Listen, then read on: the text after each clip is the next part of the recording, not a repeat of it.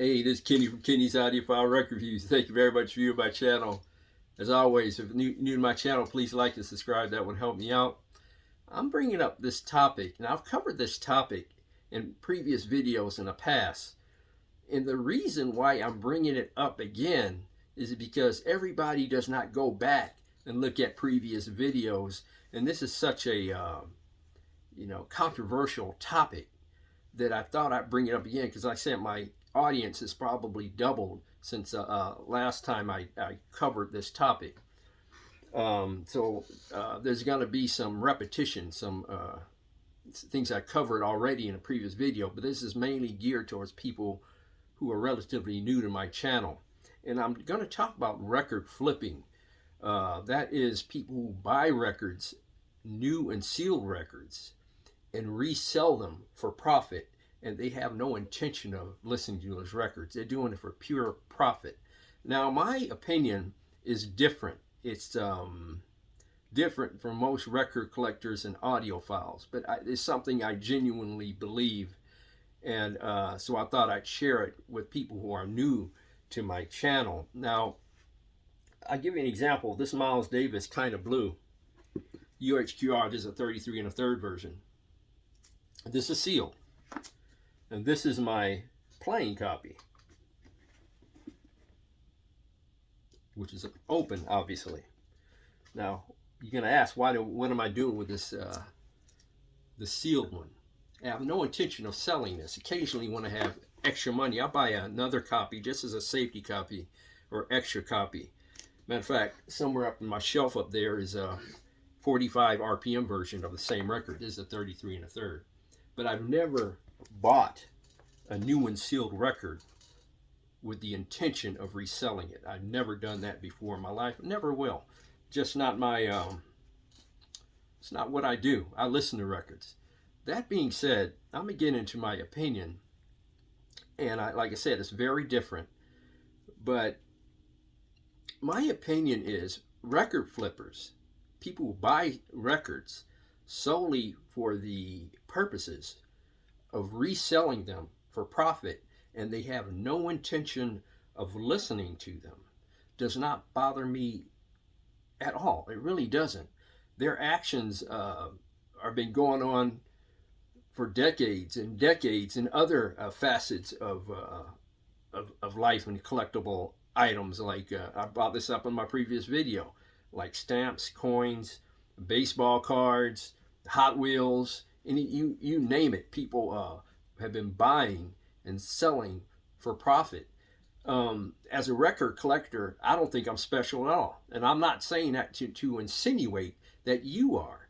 All I'm saying is I don't think I'm special, and I don't think I'm entitled to some of these records that are coming out, these limited edition records, because that's what normally or mainly some of these flippers concentrate on.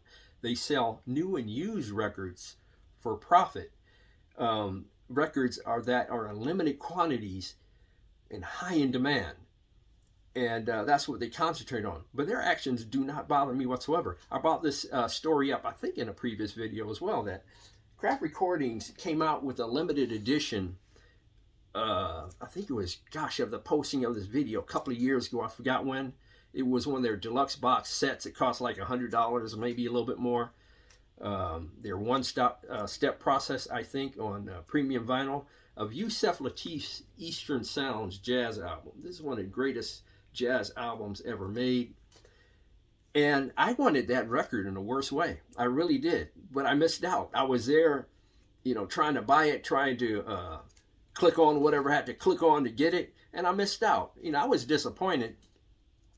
But I said to myself, I can't have everything. But I guess a year or two later, maybe 2 years later, Craft Recordings issued this one. Much cheaper. This sounds tremendous. I just said to myself at that time, I just have to wait for the next best thing.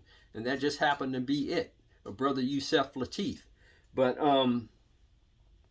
like I said, their actions do not bother me because, as I said in my previous video, they're not breaking any laws. They're not breaking any moral codes. All they're doing is keeping those records and making it harder for a precious record collectors, us precious music lovers, from obtaining those records. And I understand your point of view, those of you who disagree with me. But I think those individuals thought of a slick or ingenious way, whatever adjective you want to add to it, to make a profit. It's legal. You know, there's plenty of people out there doing illegal stuff that people should really be concentrating on, not people who are buying records purely for profit. I think there are some things that can be done, and they're in the process of doing it now. It's happening now, to mitigate the actions of flippers. For example, some of these UHQRs, for example, I know the Steely Dan ones are in, like, some are in the 20,000 copy range. I think one of them might be in the 30,000 copies of those box set. And that helps mitigate the effect, or the negative effect of flippers. If you have a ton of inventory out there, and that ton of inventory is going to be available for a prolonged period of time, then that, like I said, mitigates the negative actions of a flipper. That really, flippers, that really helps. For example, Steely Dan Asia is still available as of the posting of this video. And if a flipper wants to buy that and try and sell it for a profit, that somewhat blocks his actions, because you can get it at face value from Analog Productions Acoustic Sound. So things like that really help mitigate the or block the actions of flippers if these box sets are issued in limited quantities. That Yusef Lateef set, I think it was around 1,000 copies. I'm not sure, but it was very low. And I think Craft Recordings kind of dropped the ball on that issue in terms of quantities that were issued, and they really just dropped the ball on it. They really did. They should have, you know, made more copies for people who really love the record to obtain. One of my viewers said during my older videos on this topic, said that that way of thinking is getting in the way of a lot of other things that are essential, like healthcare and stuff like that. And I have a comment on that. Healthcare, gas, food, and other elements of life that are really essential to the importance of sustaining human life.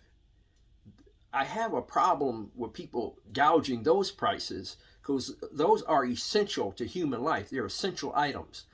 A record is not an essential item at all. So my opinion on records and things that are essential are totally different.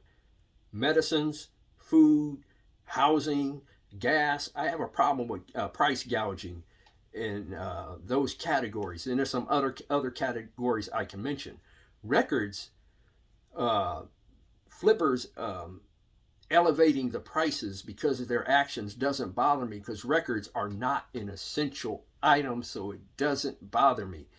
Do I wish that the actions of the flippers, let me put it this way, in a perfect world, do I wish they would go away? Yes, because it keeps all these record collectors like me and you happy, but it's not going to happen. Like I said, they're not breaking any laws, they're not breaking any moral codes. Their actions are completely legal. They're not illegal. There's plenty of people out there doing illegal stuff.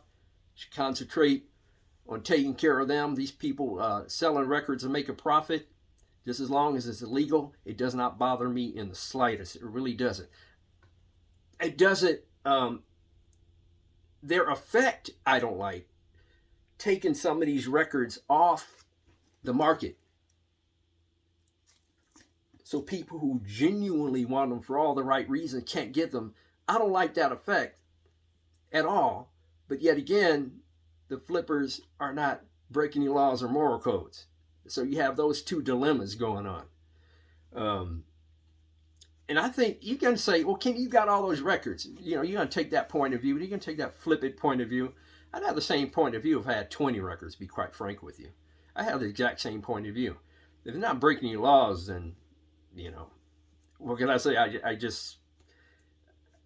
I just don't take it seriously to that point where I'm gonna, you know, condemn them for trying to make a profit. People have been doing that since the beginning of time.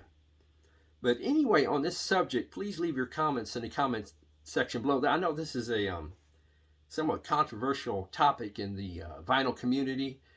You know, I know the vast majority of people do not agree with my point of view, but I try to, in everything I comment on, or my opinions on things, I try to bring as much common sense and logic to my opinion. And my opinion is these flippers are not breaking any laws or violating any moral codes. There is a negative effect to their actions, but their negative effect is not due to them doing anything illegal. And it's something that I don't think could be blocked or legislated, barring, like I said, the only deterrent is keep on printing these sets in higher quantities. The flippers will go on and to the next phase and try and buy and sell something else and not records. That is a great deterrent, in my opinion. Please leave your comments in the comment section below on this controversial topic. I really appreciate it. And hopefully we can disagree as mature adults. I know people get kind of riled up on this topic. And let's be mature about it, please.